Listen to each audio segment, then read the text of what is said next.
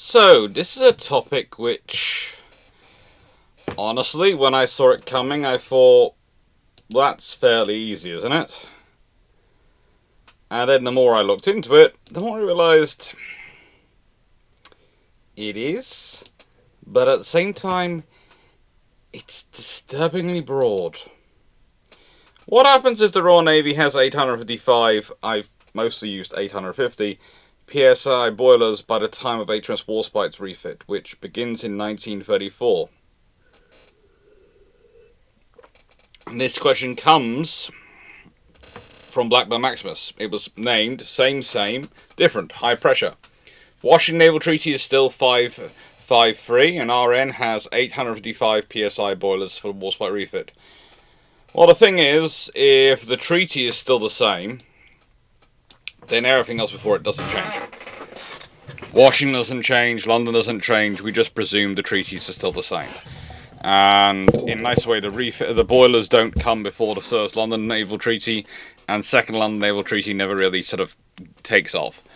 So, yeah, that treaties, none of that stuff changes. So I thought when I first saw this, that's easy. Treaties don't change anything, nothing really changes before that. But things changed from 1934 quite a bit. They really do. We're going to do this in two parts, though. First, we're going to look at steam boilers. That's going to be pre the Shameless book plug. As always, we look at the history that actually happened prior to the Shameless book plug. And we look at the reasons why they do certain things. And then we look at the alternate history after the Shameless book plug. So, again, as I always say, for those people who don't like it, when it gets to the Shameless book plug, if you don't like alternate history, end it. Because really, you have no sympathy from me if you go past that point and you then go, I don't like alternate history, why do you do them? You were warned. It was told. It's history up until the Shameless book plug. Okay? You were warned. So, the standard Royal Navy boiler of this period is the roughly 300 psi from 1927 onwards Admiralty free drum boiler.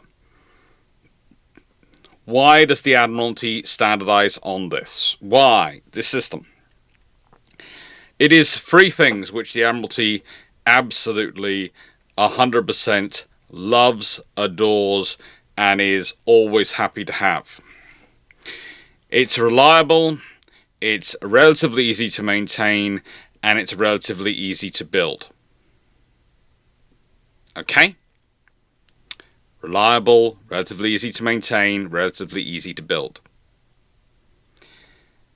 This is a great thing for a Navy, which is a global spanning organisation where its infrastructure hub and its industrial hub is on an island, off a fairly large island, but off the coast of Europe, off the northern coast of Europe, and it's got to support a Navy which has got to traipse into the Mediterranean, the whole way on North Atlantic, South Atlantic, Indian Ocean, and into the Pacific. It has got to support it worldwide.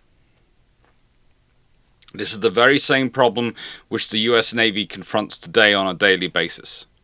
And several modern navies are sitting there looking at themselves when they're dealing with crises which are beyond their local areas, and sitting there going, oh, that system looked really good. Yeah. Until you're trying to sustain it beyond. This is why suddenly people have started talking about light frigates. Things like the Type 31s, the Royal Navy's building. What are they built for? Being able to forward support in limited environments. Now, that's not saying you're necessarily operating in a technologically backward place. That's not saying you're operating in somewhere which has no infrastructure, no sustainment, no support. You're talking about somewhere which is technologically limited, i.e., do you want to spend the money refitting your ships there? To the extent if they're going to have really expensive, really high-tech equipment. And making sure that all the technicians and all the people are in place. What happens if that stuff is really sensitive equipment? And do you therefore want to give that access? Because the more advanced the engines, more advanced systems, more they tend to be tied into other systems. Do you want to give that to people who aren't your nationals? Who aren't people who, if they leak it, you can chuck in jail. Quite easily.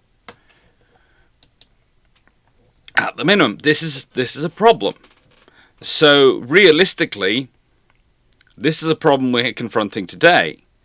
This period, the Royal Navy just went, well, they're good, they're reliable, we know they are known quantities, we can adjust around them. And yes, somehow are able to deliver more PSI. They do get some of them up to slightly more than 300, and there's a variation in them, but they are, broadly speaking, pretty much the same. The thing is, though, PSI, as in square inch, really affects the efficiency of the boiler and the efficiency of the turbine and the maximum power you can get out of the turbine. Now, there is not necessarily a direct link, but there is certainly a very indirect link through the efficiency scales. So we're talking, and the baseline model we're going to be looking at is for the ships where traditionally, if they've got this, they've got a 300 psi boiler in it. So an 855 psi, or an 850 as I tend to use it, is a lot more efficient. Its efficiency increase is massive in comparison. We're talking something which is operating at nearly 3 times the PSI. Nearly 3 times the PSI.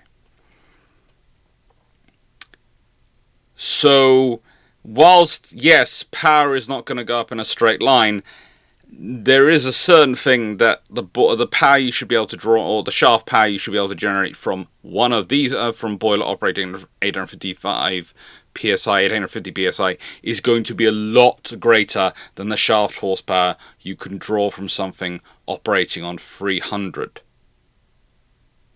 as an individual boiler. Okay? So basically, what you're more going to get is, okay, instead of me needing to fit X number of these, I can fit a lesser number of the more efficient boilers. Or I can fit the same number of them, especially if they don't weigh that much more, and I can get more power out. And that's the basic thing we're going to be talking about.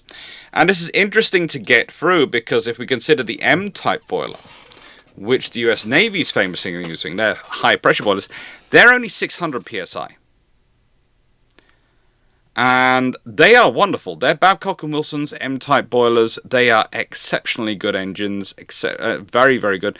They come into service later than the Admiralty free drum system, which was developed from the Yarrow free drum system, and they operate at 600 psi, and it's 8 of those boilers which supply the Iowa's speed and power, and make the Iowas possible, but also make the Fletcher class possible, and so much of the US Navy possible.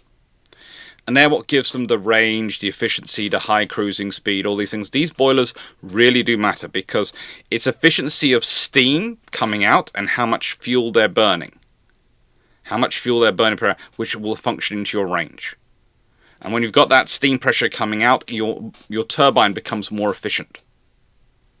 Okay, because if the steam is coming in at a higher pressure, that's going to provide more energy to the turbine. And believe it or not, turbines are really interesting things. The more energy you're putting into them, usually the more efficient they get. Because you need a certain amount of energy to start breaking the friction and start getting them to turn.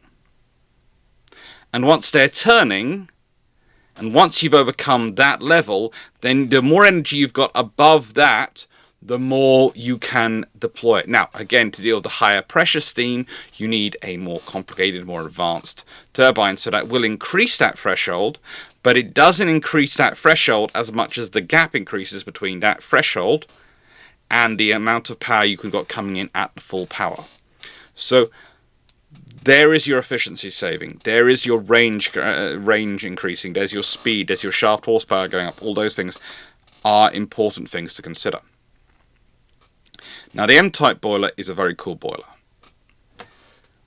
But still, if we're going to be talking about the highest pressure steam boilers ever, we're talking about, well, supercritical steam generators. They can get up to 3,000 psi. But most in this period, we're talking about steam engines, the experimental steam engines, which mostly use something called a Schmidt steam raising boiler, but there are other variations on that, so please, that is a whole other area, and it's off topic for today. but they would usually be 1200 to 2000 psi. The Schmidt steam boiler on the LMS 6399 Fury actually is 1400 to 1800 psi in its primary generator, but its secondary is 900 psi. Now, this is all done in 1929, and this is the interesting thing. All these experiments on ultra high pressure steam 900 are going on in this period in the 1920s. So when we started talking about this, this was never a problem for me on a technological basis. Okay, there are enough systems going around which are working on this. There are enough people working in this area, in this field, that it is possible. And certainly, if the Royal Navy hadn't been quite so focused on reliability, sustainability, and global operations, had actually worried more about speed and efficiency of the ships and the power they were generating, there is options to go down this route. Those options are quite broad and quite capable, but there's a specific one based on the steam trains, because, believe it or not, the big name involved in them is that name which turns up so much when we're talking about marine engine design in the UK. John Brown and Company. Yeah, the same people who built Hood. The same people who work with Curtiss to produce the Brown-Curtiss turbines, which are the turbines which Curtiss turns around and goes, "How have you got that much power out of our turbine? Can we have one?" Because they work together so well. The same company which is building the high-pressure drums and many of the key components for these high-pressure steam engines. The same company which is a constant pressure and constant development process of trying to improve boiler design. And so this is an interesting situation, because the thing is, if you're looking at this, and yes, most marine boilers tap out at roughly 870 psi in terms of their development cycle, that we've seen over time. So 850 is pretty high. 855 is very high, but it's not, again, it's not impossible. It's being done. 870 is where it taps out, so you've got clearance room. And John Brown worked with Curtiss a lot, and let's be honest, the US Navy loved a 600 psi boiler. They would an 850 psi boiler being built, they'd be really interested. So I could see this happening with John Brown developing this, and then the Royal Navy jumping into it, and John Brown developing it with Curtiss to extent to try and get the US Navy and the Royal Navy interested. So instead of it being necessarily a US Navy project or a Royal Navy project, think of it as a Brown-Curtiss project. We want to develop the next generation of boilers and turbines. We want to dominate the 1930s, 1940s. We can see the treaties are coming to an end. Let's do this. Because even if they get stopped by Britain and America from selling their designs to anyone other than the Royal Navy and the US Navy, that would still be a tremendous windfall. And it would give them a few years of clearance before everyone else caught up. Good 3-4 years of clearance. So if they get this done by 1934, 1933, 1934, they would have until almost World War II with pretty much no competition if they manage to jump ahead. Because it's going to get time for people to catch up. Because I said, the Americans are operating on 600 psi. That's what they're aiming for. The British are operating on 300 psi. Operating at 850 psi is a very big difference. But John Brown has the experience and Curtiss are interested. So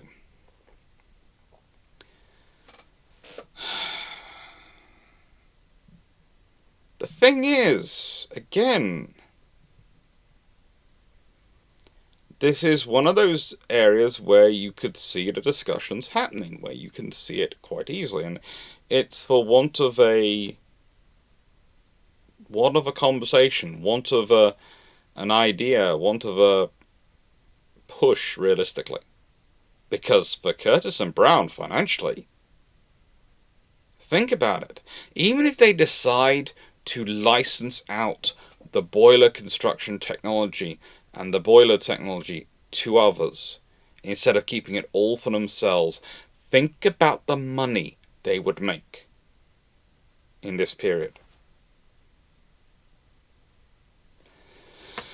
So, with that being said, and as said, we haven't yet got to the Shameless book plug, so it's not yet the alternate history, but this is where I'm going to start explaining the narrative we're going to use for the alternate history, and where it comes about, and give you some of the facts and figures that I'm going to base it from. So, this is still history part, but this is going to be where we start to begin the process of divergence, because it's really kind of interesting once you start working it through, and once you start thinking it up. Because, let's say, if it's John Brown that's the development, and that's the actual option, and they're working on Curtis, you would see roughly turbines, if they're producing 855 psis, they're going to be roughly 2.5 times the efficiency of the historical Admiralty free drum set. Roughly 2.5. Think about it, they produce, let's see, 2.5, that's 5, 6, so about 2.8 times. No, 2.7 something, 7.5, 2.8 of times the boiler pressure, but it's roughly 2.5 times the efficiency once you work it all through. Okay, it's still more efficient, but the efficiency doesn't last because the machinery and the technology doesn't equate 1-to-1. And if we consider the historical modernization of Warspite's engines, they replaced her 24 1910 Yarra boilers with 6 300 PSI Admiralty free drum boilers. This raised her from 75,000 shaft horsepower to 80,000 shaft horsepower historically. It decreased her fuel consumption from 41 tons per hour to 27 tons per hour at nearly 24 knots. It also saved 1,500 tons in weight. Now, we then draw this with the 8 600 PSI boilers on the Hour class, which allowed them to generate 212,000 shaft horsepower. So, estimating our 850 PSI boilers are providing the equivalent, once efficiency and everything's run through, of and correct turbines. Remember, it's just not just boilers, it's the turbines to work with them. Okay, and this is possible. This is within the technological limits of Curtis and John Brown working together. It is, because if you consider the fact that consistently them working together have produced engines which have been more efficient than they've been efficiently designed for, and have produced more engines which were more powerful than they were normally designed for whenever they worked together, this seems within the realistic bounds. Again, they are probably one of the best and least sung about engine manufacturing combinations in history. But in the early 20th century, those two, when they worked together, produced perfection on more occasions than I care to think about. It's just devastating that they're not there anymore doing this as a combo. Now, with 6 of these boilers, well, Warspite would have roughly 198,000 shaft horsepower. Now, that's more than she needs to have. That would be actually impossible for her to really put down for hull form. It would be. It would be a frigging nightmare. But you could drop her to 4, which is going to reduce her fuel consumption slightly. But it's also still going to provide over 132,000 shaft horsepower. That's pretty much 60% more than what she historically had. I'd also say, if you have an extra 50,000 shaft horsepower, I think that might be enough to get her to 28 knots. The hull form of the Queen Elizabeth class, and I've got a video coming up about this, is actually pretty darn good. And the main thing that comes in as problem is that the fact to have an ideal hull form, they need to be slightly longer. But if you've got enough power, their hull form is good enough, you can power up to about 28 knots. You aren't going to go much faster than 28 knots, but you could power up to 28 knots. Adding in a 50,000 shaft horsepower, extra 50,000 shaft horsepower, she's probably going to get there. And you're going to save more than 1,500 tons. You might be saving as much as 2,000 tons in weight. And that 2,000 extra tons, what do you do with HMS Warspite? And the thing is, if you can achieve that with these engines and these boilers, this is going to be a real temptation for navies. Especially for Britain. Suddenly you solved their fast battleship problem. Realistically, you have. The Queen Elizabeth class and the gap they've got till they get new ships entering service, enough numbers, well, the gap can be filled now, quickly. The problem of battle cruisers not being realistically able to engage the fast battleships, which Britain knows everyone's planning on building, still being useful ships, but not being able to engage these things, it's something which you can sort out. There's a lot of opportunity in this scenario. And that's almost what makes it most maddening, because it is actually such a realistically possible scenario. But anyway, for those who don't like alternate histories, it's now Shameless book plug time, so you know what comes after this. This is the point where I say thank you, and thank you for liking, sharing, subscribing, supporting the channel, being a patron, and suggesting topics like this one, doing Ko-fis and super chats and super thanks. Thank you for making all this possible. Thank you. It wouldn't be possible without your support.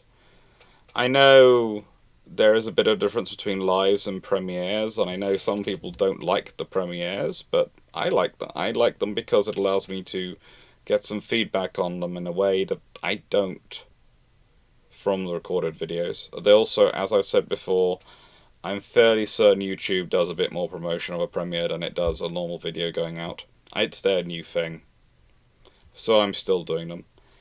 And thank you for supporting this channel, making everything possible. I know I've said it already, but I really want to emphasize that.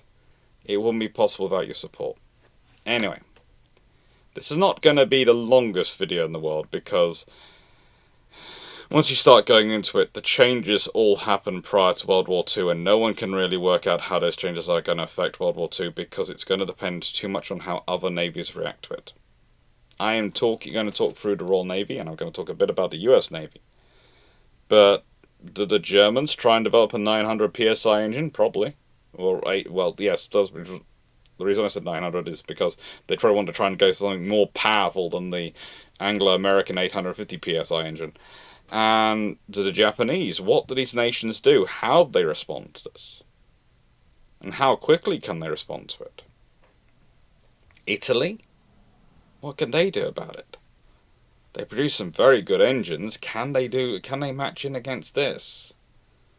And that's going to be a really interesting factor. Plus, for everyone's analysis, if the British are suddenly upgrading the Queen Elizabeth class all to 28-knot ships, then that means the Royal Navy is going to be getting in fast battleships a lot more quickly than others. And that's going to bump up their capabilities. It suddenly makes also the desire to upgrade those ships and get them in quickly to upgrade them as quickly as possible very high. And when I say very high, that means you might not do other projects. There's also the county class and other things which I'm going to talk about. And all these are going to have impacts on other nations and what they're doing. That's before we get to the tribal class destroyers.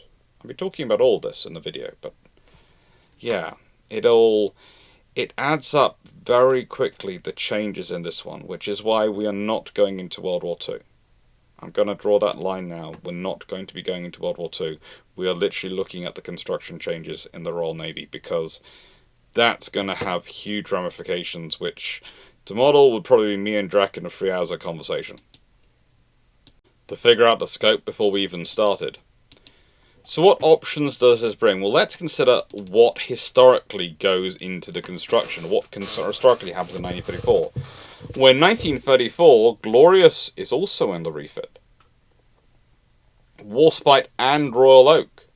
Now, historically, both Glorious and Royal Oak have rather less advanced refits than we've talked than a full Warspite refit. But let's be honest, there are opportunities here.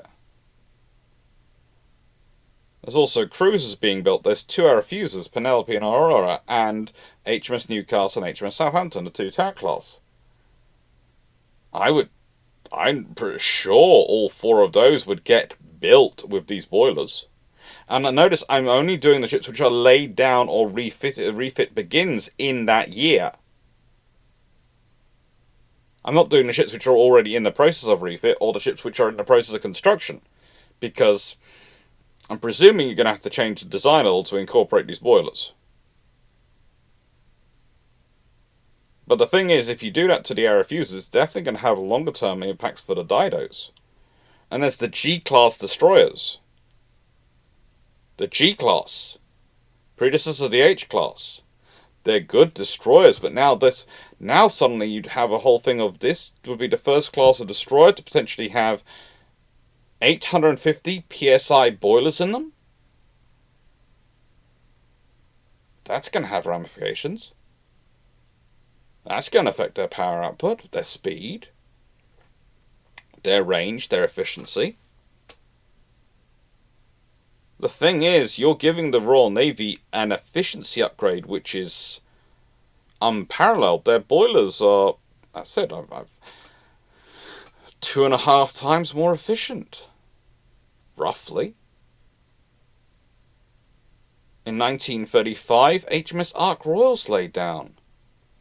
Well, there are issues and compromises with her design based on the weight limitations imposed by the cumulative limits of the Washington and London naval treaties. But in this scenario, well, maybe you can play around those more. Courageous also goes in for refit in 1935. If you've planned this out properly, you could have refit Glorious and Courageous, and if you consider when Furious goes in 1939, certainly for quite a quick refit, but again, changing boilers out and all these things, it would take longer. But these would increase the capability of these ships dramatically over what they have, because most of these ships have the same 1910s variations of the Yarrow boilers. Even if they have small tube boilers, most of these older ships, and small tube boilers are in Glorious, Furious, Courageous, and in this scenario, you can do major changes to them. Eventually, in terms of battleships going in for refit, are Queen Elizabeth and Valiant in 37. That only leaves Malaya and Barham. Malaya and Barham. Now, Barham had actually had her major refit before Warspite. Hers finishes in 1934. But here's the issue. She's had a major refit. She's been upgraded air defense-wise, but, you know, is it worthwhile getting the ship in to refit her with these new boilers when you've already done such major work on her as you have between 1931 and 34? You're actually going to be pulling in problems. And this is historically when the Royal Navy does a lot of rearming and refitting. Again, we have the Illustrious class being ordered in 37. Again, you have the savings of the boilers. Again, what do you use that weight for? Well, historically, the Illustrious class have to save weight, they sacrifice hangar space. If you can use some of that weight for extra hangar space, making the ship maybe a bit longer, which also increases their hull efficiency and length to beam ratio, well, that increases your aircraft capacity, doesn't it? And that's helpful. That's helpful. You've also got the King George V's. And historically, they are limited to, they are trying to get the weight in for them to have 3 quadruple turrets of 14-inch guns. Well, in this scenario, will there be enough weight saved? Is there a way to save enough weight that you could end up with such a scenario? That you could save the weight, then instead of having a twin turret, you have 3 quadruple turrets. Now, well, honestly, that could mean they end up with 3 turrets which don't work, but we'll leave that to one side. The point is, a 12-14-inch gun, King George V, suddenly looks a very different problem to be taking on than a 10-14-inch gun. If you're an 8-15-inch gunship. Suddenly the whole argument you see about, various Axis ships versus them, suddenly goes of, well, yes, we have got 8-15-inch guns and they're really powerful. Yeah, they've got 12-14-inch guns. That doesn't sound like enough of an advantage. That 1 inch doesn't really sound like it's going to help you in that fight. You've got 8 very slightly bigger guns. Cute, they're good. That's useful. But they have 12. And the thing is, that's all going to have an impact on other nations and what they're thinking and what they're doing. Let alone when we get on to the Lions and their designs. Because they are designed with 9 16-inch guns. What else could you push for? What else could you do? And if they're a better quality, if they use those weight savings for, let's say, better, higher speed, or longer range, or better arm protection, do they get pushed through? Do they get built? We've got so many different options coming through. We've got the Dido class. Again, if the RF users are improved, the Didos are going to be. All this stuff is there, and there's also the C class as options.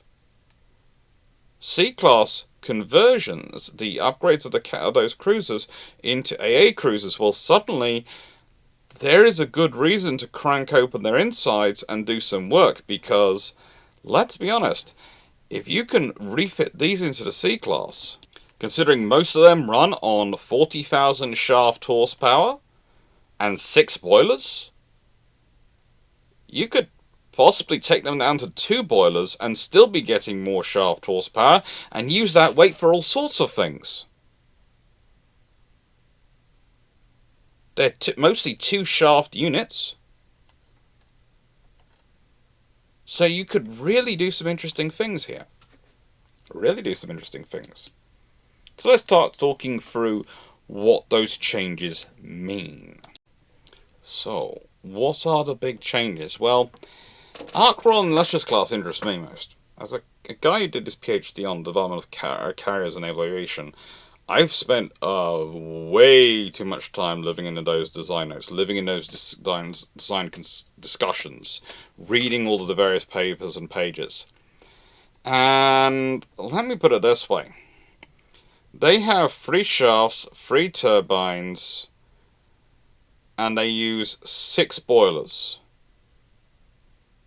6 boilers to get them, well, they're 102,000 shaft horsepower for the Arc Royal. You cut that down to 4 boilers. There's an argument you could cut it down to 3 and they have 99,000 shaft horsepower, and would that be enough? That might make her drop a knot in top speed, but would that be enough? But you would then have a boiler for a turbine for a shaft. Or you can adjust it down to 4 boilers. You end up with 132,000 shaft horsepower. You've still cut down that weight and space, which could be used for torpedo protection on the Arc Royal. And suddenly you have a vessel which is probably faster. And which, if a boiler is down, probably still has... The thing is, in that system, if you've got 4 boilers for the system, you've got basically a spare boiler. So you can have a boiler down, and you can probably still be doing pretty much everything you want to do on 3 boilers. The vast majority of what you want to do, you could do on 3 boilers. Which gives you options for maintenance, for keeping the ship going. Same goes for the Illustrious class. They have exactly the same arrangement. And this is weight saving, which can be used for things. As said, for the Illustrious, maybe make them a bit longer. A little bit longer, give them a larger more hangar space. Not probably in terms of height, because of the fact of you sticking up the weight of the armour up there, but in terms of space internally, in terms of length, you could give them more space, and that's going to increase their air group. I'm not saying by a lot, but if you can increase their air group by 6 aircraft stowed in the hangar, that could probably, with deck parking, which they did use in the Mediterranean and other areas, could have increased their air group capacity by 12 overall aircraft. So you could be talking about something which is looking more like a 50 to 60 air group ship. And that changes things. That changes a lot historically. Okay, it doesn't make them up there matching their American counterparts in terms of air group size, but with their increased survivability, those extra airframes, which probably the Royal Navy would devote to fighters, considering their view on fighter numbers and their desire for 18 fighters and, a certain number of strike aircraft per carrier. Well, if they could get it to 54 aircraft, it would be 18 fighters and 36 TSRs, i.e. Swordfish or Albacores, and 18 fighters. If they can get it, again, if they can get the air group up to roughly 54, in terms of deck parking, hangar space, and all those things, that's a major improvement. Now, historically, they end up with 24 TSRs and 12 Fulmar fighters, and so that's 36, because the Fulmars are a lot bigger than the fighters they planned to put in them. They planned the Seafire. But in this scenario, you probably still have that happen, but you might end up with space for 42 aircraft of these larger aircraft. You could even get it up to 48. 6 more deck parking, 6 more in the hangar.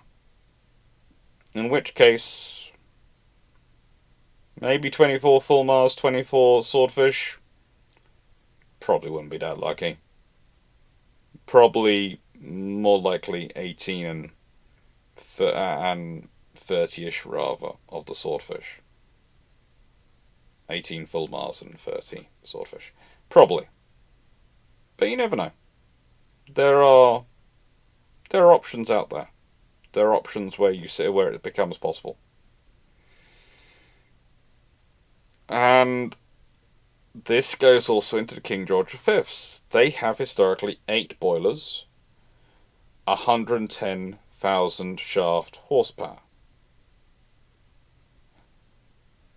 4 of these boilers, 4, would still potentially give them, well, when I was doing the maths, 132,000 shaft horsepower. And I don't know why I've written in 160,000. Give me a second. Now, that could potentially, that extra 20,000 knots could get them from 28 knots up to 30 knots. Their hull's good enough to do it.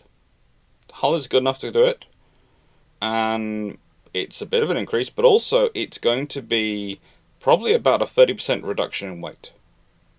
Okay, notice I'm not saying a 50% reduction in weight, because I'm expecting these engines to actually be slightly heavier than their counterparts.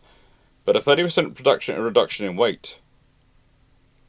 Well, and if you consider all the other the space that they take up inside the hull, 8 boilers versus 4,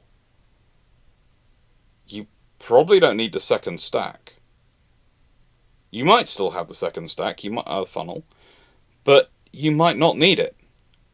In which case that changes space and arrangements. You can condense down the center part of the ship, the engine area and the armor around it, and you can bring the guns slightly more into the turrets slightly more into the hull, in which case you can better support the weights and cut down some of the length of the armor in the armor space.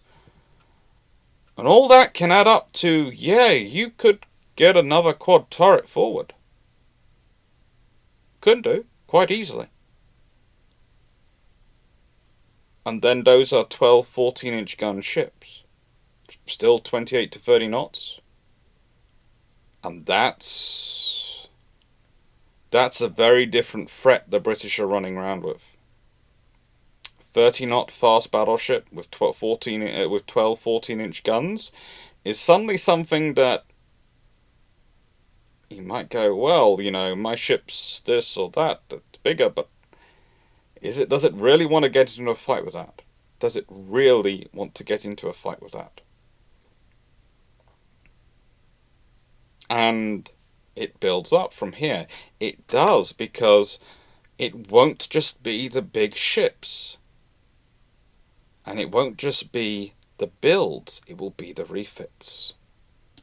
Now, one of the interesting things is that boiler and turbine manufacture are one of the few areas that the British were never really constrained.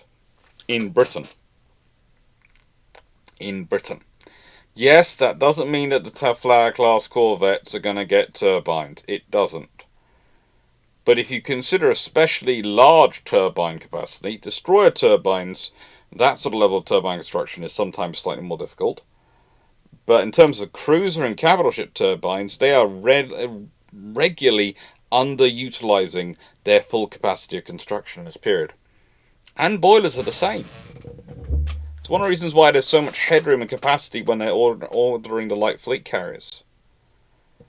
Now, the reason this becomes interesting is, with these engines being that much more efficient, offering that much fuel savings, that much range increase, suddenly their value, if you are basing it as the British were doing on war happening at some point after 1942, and you not completing your build-up till some point after 1945,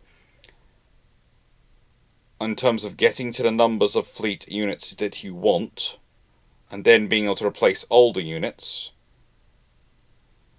you probably start looking at some of your older units and look at them with new eyes. Because keeping their existing arrangement going suddenly becomes less and less attractive.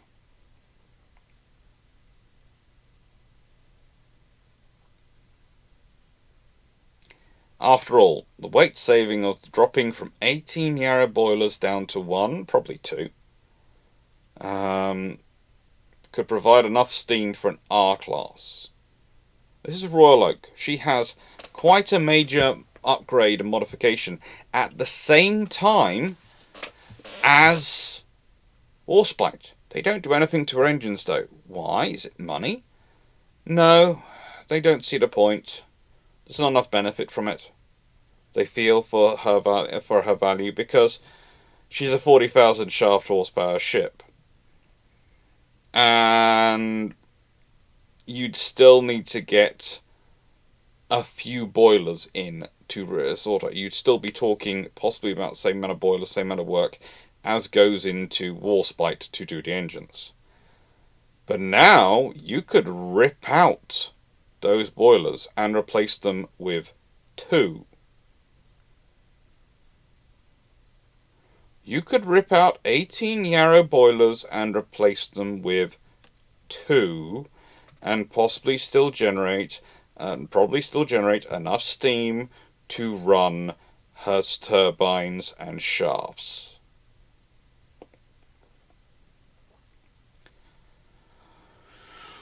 And you would have a far better long-range battleship escort vessel.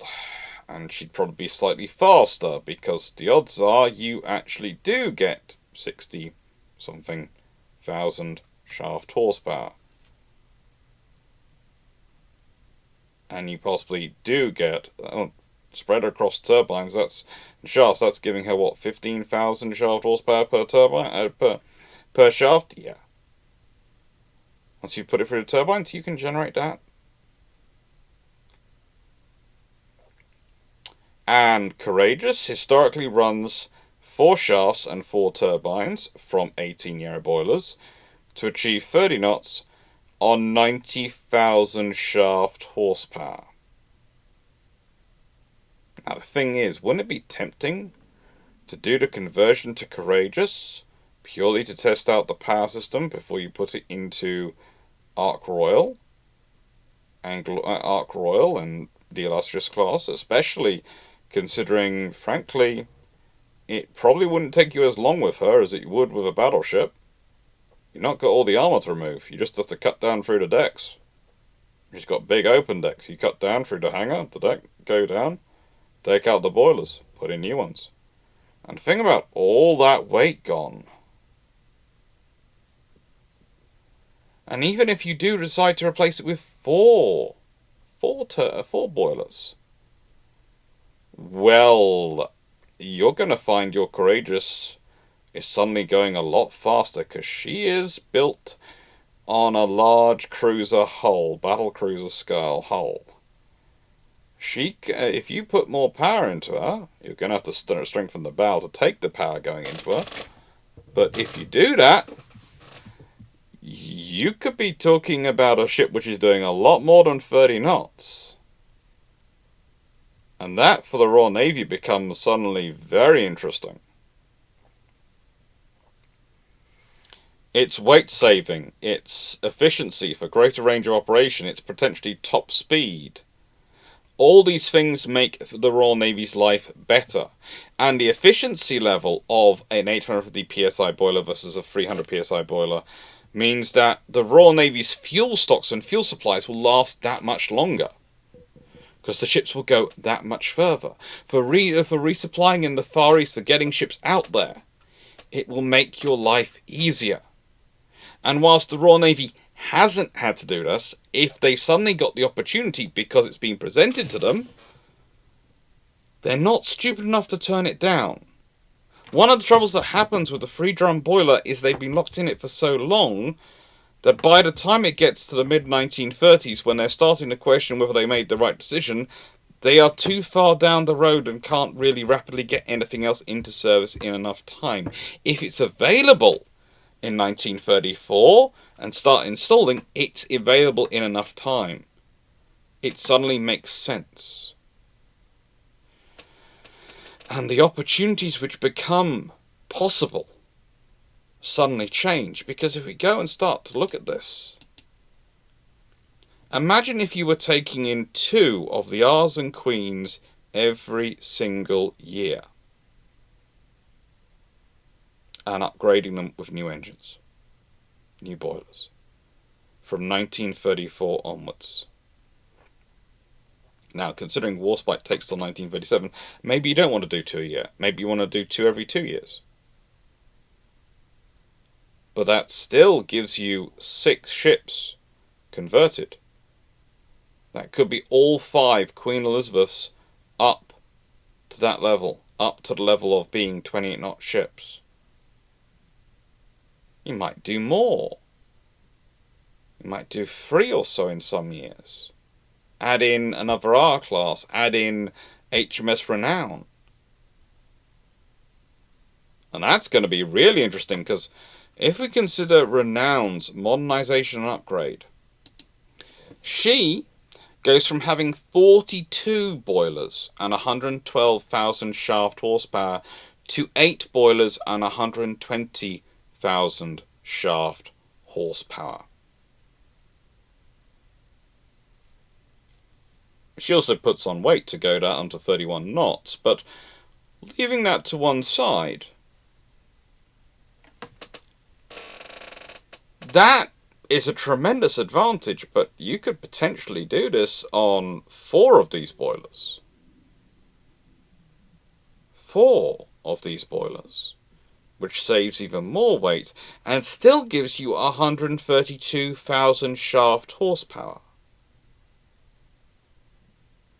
What can she do on not increasing by an extra 8,000, but increasing by an extra 20,000 shaft horsepower? Does she not drop down to 31 knots? Does she stay at 32 knots? And also, you've got the fact that you're only putting in 4 boilers rather than 8. That's still going to save weight on that, which gives you more space. Maybe she doesn't gain as much weight. Maybe she doesn't go from 32,000 tons deep load to 36,000 tons deep load. She doesn't put on necessarily 4,000 tons. Maybe she puts on only 3,000 tons or 2,500 tons. Or maybe you still put on that weight, but you put it on in other ways. You add extra things on. You improve the armor of the belt it goes from 6 inches in thickness to 9 inches. Well, maybe it goes a little bit further. Maybe the deck's armor increase. You can decide where you put that weight. You're giving opportunities. You're giving options to the designers. And the DNCs are going to use it. They really are. But then we get to the cruisers. Now, when it comes to cruisers, there are some interesting things to consider. Historically, it's 4 free drum boilers that give the town class, like Newcastle, pictured here, a top speed of 75,000 shaft horsepower and a top speed of 32 knots and a range of 5,300 nautical miles at 30 knots, officially. In contrast, the Brooklyn class get 32.5 knots and 10,000 nautical miles at 50 knots out of the 100,000 shaft horsepower given to them from their 8 Babcock and Wilcox boilers. They're 8 boilers. They get the 600 psi, but they use 8 smaller boilers. It's an interesting scenario.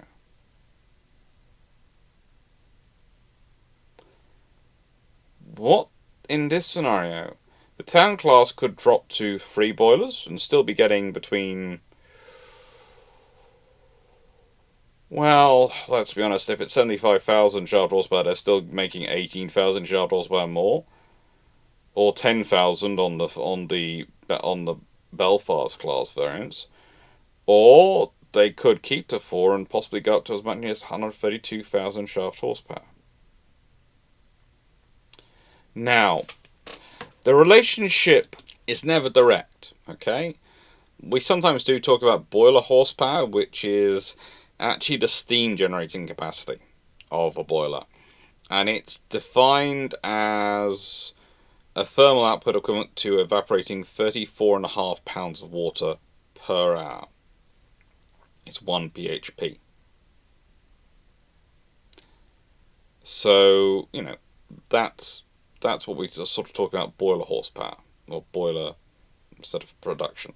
Shaft horsepower is the mechanical power delivered by the engine's output shaft, and that depends on the efficiency of the steam getting to the turbines, and the turbine themselves and how efficient they are. And so usually we talk about BHP relating to SHP, and higher boiler pressure allows for higher steam temperatures, which makes greater engine efficiency and also increases BHP dramatically, which is what increases the SHP. So that's what we're talking this through. They are an indirect relationship, but there is a relationship going on there. There is a relationship. It's not necessarily great, but there is a relationship. The thing is, with this scenario, if you keep to 4 boilers, you are talking about making these ships tremendously more powerful in terms of their engine power. You could be talking about making them 36 knot ships. And why do I say that? Well, again, we're talking ships which were at 75,000 shaft horsepower or 82,500 horsepower, and you're taking them up to possibly as much as 132,000 shaft horsepower. That's up to an extra 49,500 shaft horsepower on the highest rated of the town class designs. It's a whopping 57,000 shaft horsepower increase on the lower rated ones. I'd say 36 knots is being conservative in terms of their increase and their top speed, because they do historically go 32 knots. I'd also say you are far more likely to get somewhere in the region of 15 to 18 knots as their cruising speed, and a range, possibly are going to get that 10,000 nautical miles. Now, why am I saying this? Because again, you're talking about an engine which is 2.5 times more efficient. Roughly.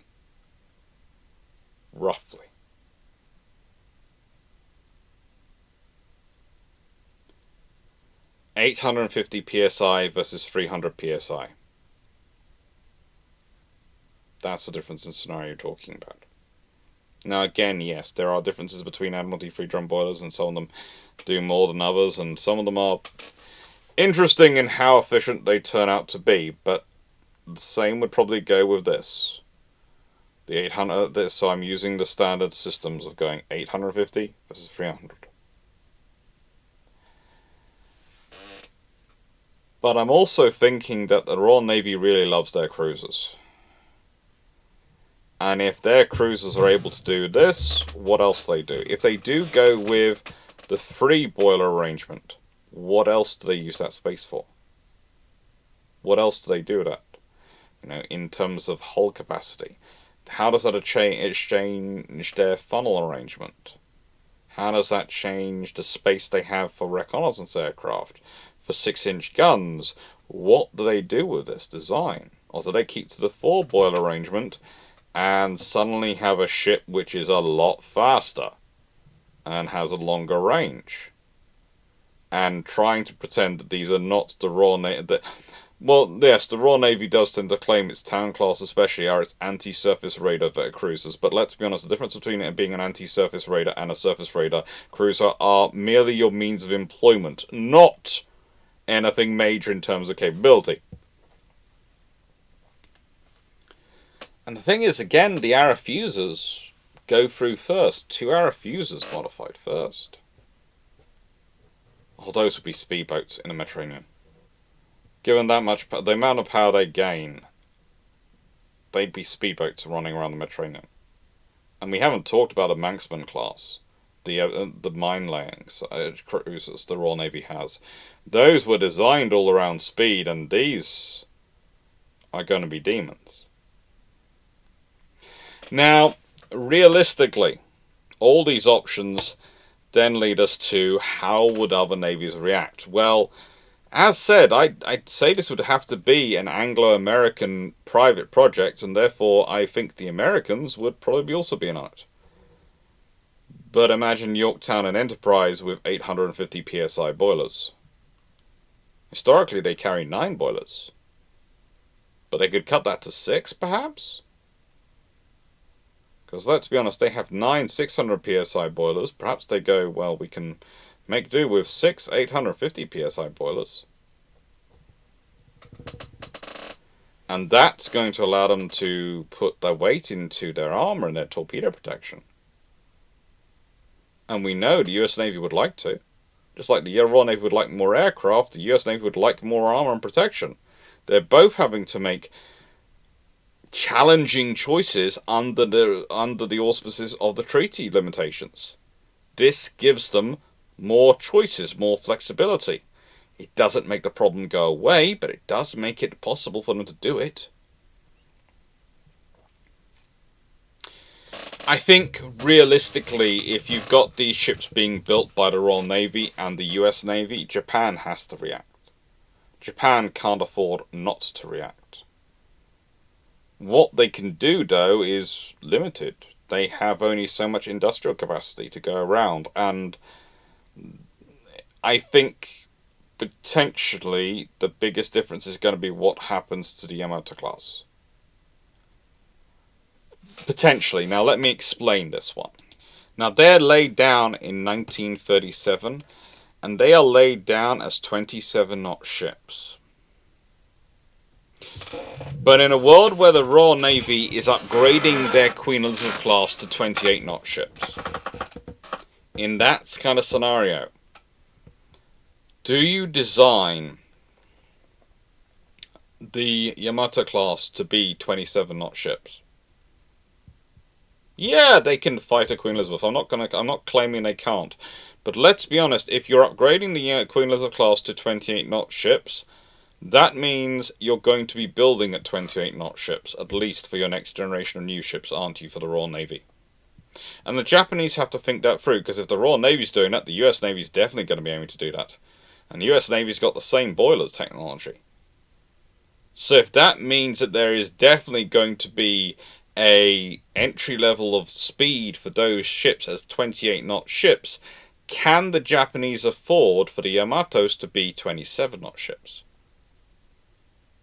And historically, they have 150,000 shaft horsepower, which still is incredible. It gets them to 27 knots, but that's 150,000 shaft horsepower. And that comes from 12 boilers. 12 boilers.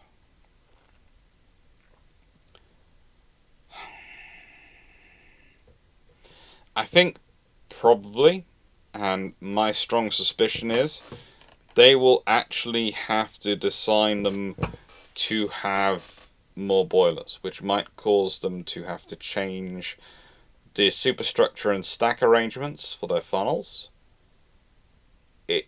It could cause them to have to think again about some of the secondary armament decisions. Honestly, they might have to put more effort into getting proper dual-purpose systems for them to try and cut down on weight or space, because there's only so much they can build. There's only so much space they can have, and that's the Yamato class. That's not talking about the Littorios and the other ships, and all of these ships are going to be affected. All of them. Because Littorio class with a top speed of 30 knots have a commanding speed advantage over their Royal Navy battleship counterparts, in terms of they're usually facing off against the Queen Elizabeths. But in a scenario where the Queen Elizabeths are able to do 28 knots, it's a 3 knot advantage you need to control the range and pace of an engagement. That's what you need. Any speed advantage is useful, yes, please don't get me wrong, but you need at least 3 knots, and that's been the advantage they've worked out for a long time, to be able, in a gunnery duel, to command the pace and engagement of a fight. Anything less than 3 knots puts you at a disadvantage for enemy action and enemy reaction. So, well, does that mean the Littorios have to be designed to be faster?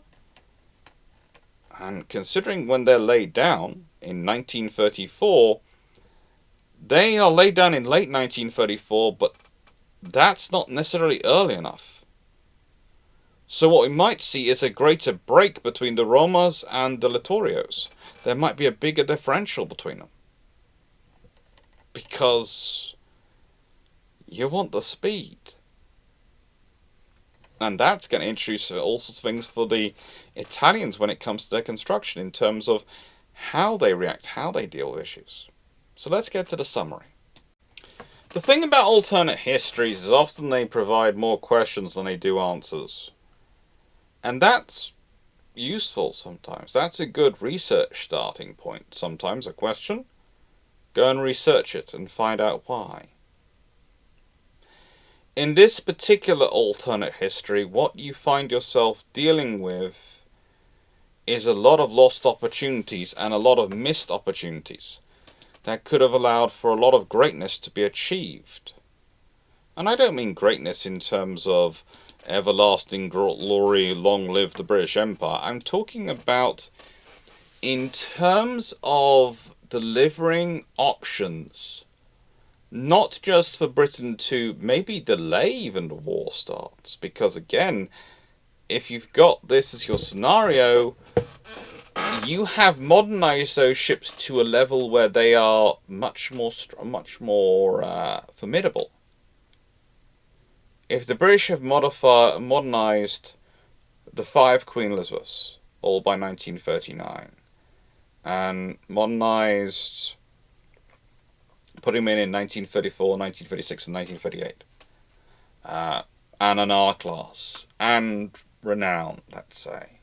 So they modernized 7 of their capital ships with these new boilers. They've modernized 3 of their aircraft carriers with these new boilers. They have built the Ark Royal and Illustrious, and are building King George V with these new boilers. They're building all these destroyers and cruisers with these new boilers. They've modernised C-Class. Probably some more of the County class have found themselves modernised and upgraded, because, let's be honest, this would either give them a speed increase or allow you to probably put in some the armour earlier. Maybe even upgrade the armour and make it thicker. Suddenly Britain, without a lot more effort, that much more effort than they did historically, is presenting a far more formidable naval strength. And how much of an impact does that have on enemy planning? On Axis and on the Japanese? And also you have the American construction effort, and that scenario, what the US Navy has actually managed to build and managed to get through. And this is all going to complicate matters.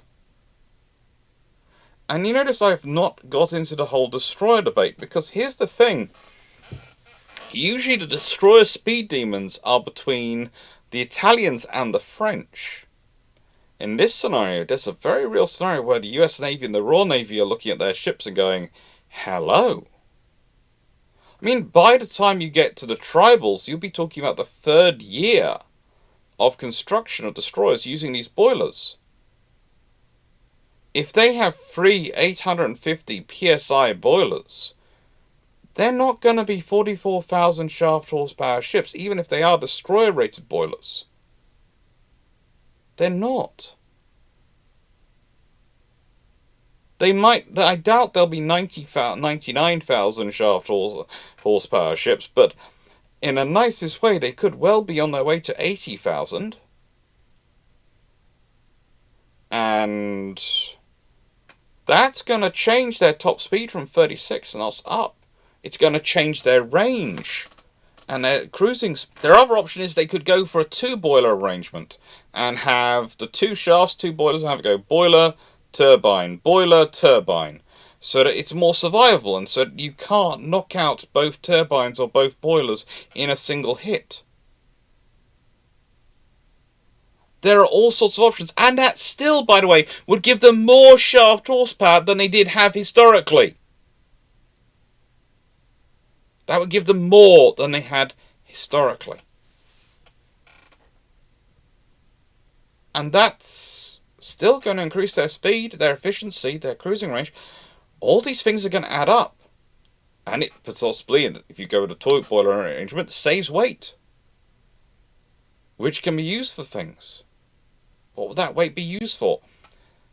There are options. There are options what that weight could be used for. They could be carrying extra torpedoes. They could be carrying extra 40mm pom-poms. They could be carrying who knows what. But the options are there, and the designers will be looking into them. And this is the real thing. You have changed one of the fundamental ingredients in the Royal Navy ship design. You have changed it. And everyone's going to have to react to it, whether they want to or not. It's going to dictate that people must react to it. Add in the fact that this would be a scenario where you'd have America and Britain both using these engines and using these systems, and that means that everyone not only has to react with it, they have to react quickly.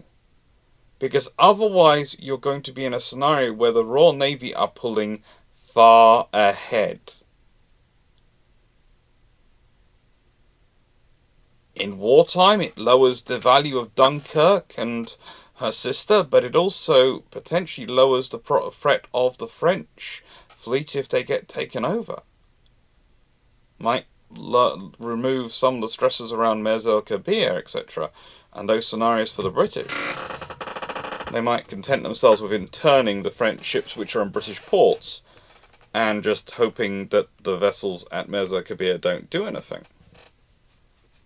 Probably doesn't, because the British are paranoid enough in that scenario. But it's a difference.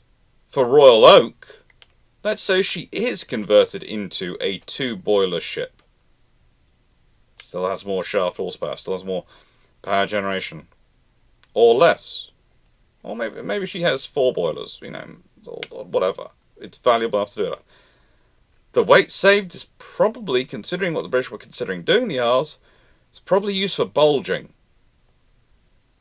It's probably used for giving her better torpedo protection.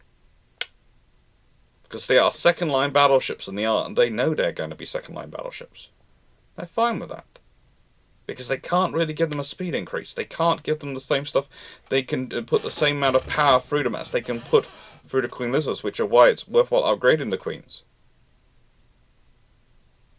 But that means Royal Oak might not get lost at the beginning of World War II when they get into Scarborough Float, because if she's got better torpedo defences, because they've used to wait for that, then maybe she stands to hit.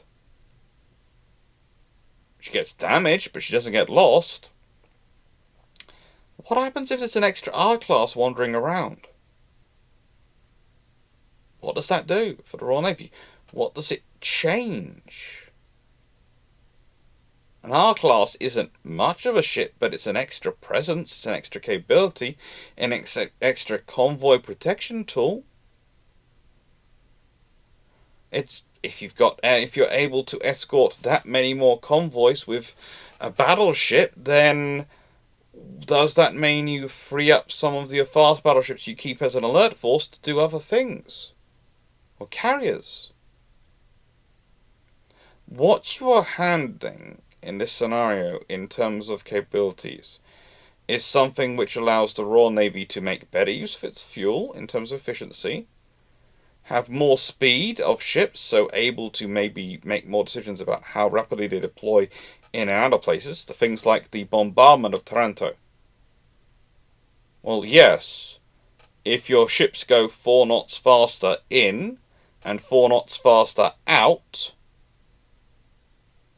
does that make that option that much more viable, because you can be that much further away by the time it's light and the Regia Aeronautica can come hunting for you? What do you think? Do they risk it at that point? Considering what they're risking cruisers in terms of going through the Straits of Otranto, I would say there's a goodly chance that if they have 28-knot Queen Elizabeths in a Mediterranean fleet, that Taranto suffers a bombardment scenario. I'd say there's a very good chance.